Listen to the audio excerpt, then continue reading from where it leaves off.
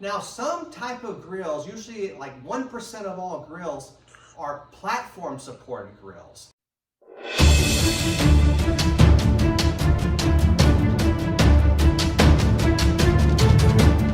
A platform supported grill is like DCS or Viking, that it's going to sit on a platform and not on the countertop.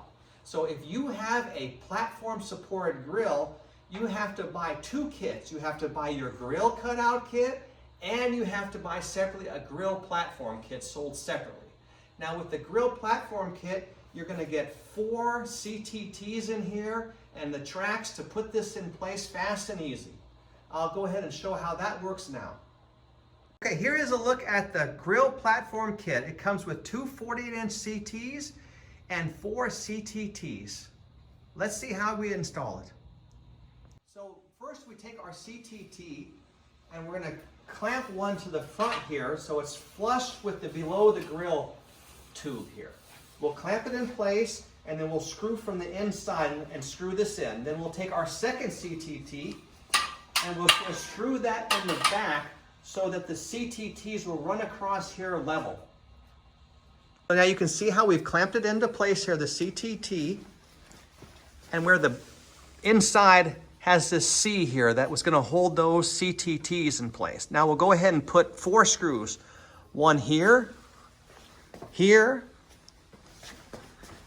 here, and here. And that's going to hold that into place. If you have a really heavy grill, you can even put in a couple of extra screws and double up on the screws for extra strength. It's so easy to do this, and that CTT 4 feet fits in a 4-foot module perfectly. If you're trying to make this in a shorter module, you can always trim your CTTs down to the length of the module to do this type of installation. So now I got the CTT clamped in the rear, and I got the front one screwed in. I'm going to take a CTT, I'm going to slide it into the catcher track, the CT, and I'm going to put another one over here on this side, like so. I'm going to get it kind of close to the edge of where the grill would be sitting. Something like this. Now I'm going to take my 2 magnetic levels, I'm going to set them on there, and I'm going to look at the bubble and make sure that this is nice and level.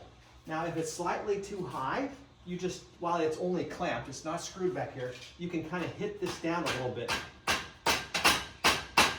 until you get the bubble right in the middle. There, perfect.